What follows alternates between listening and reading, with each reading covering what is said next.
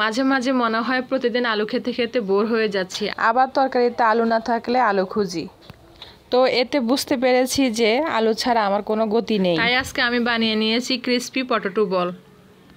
Potato বল তৈরি করতে প্রথমে আলু সিদ্ধ করে নিয়েছিলাম। এবার ভালো করে ম্যাশ করে নিব। ভালো করে হাতে মেখে আলুর স্মুথ ডো তৈরি করে নিব। এবার হাফ চা চামচ গোলমরিচ দিয়ে দিব। 1 চা চামচ চিলি ফ্লেক্স দিব। হাফ চা চামচ বিট লবণ, টেস্টের জন্য কিছু পরিমাণ লবণ দিচ্ছি। কিছু পরিমাণে ধনিয়া পাতা কুচি।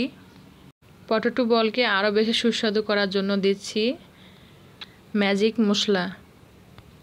সবশেষে বাইন্ডিংয়ের জন্য 3 টেবিল চামচ কর্নফ্লাওয়ার দিয়ে ভালো করে মেখে নিব। এবার হাতে কিছু পরিমাণ তেল মেখে পটেটো বল তৈরি করে নিব।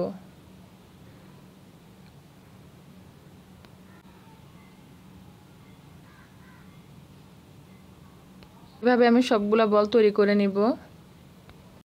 সবগুলো পটেটো বল আমি তৈরি করে নিয়েছি। এখন আমি ডিপ ফ্রাই করে নিব।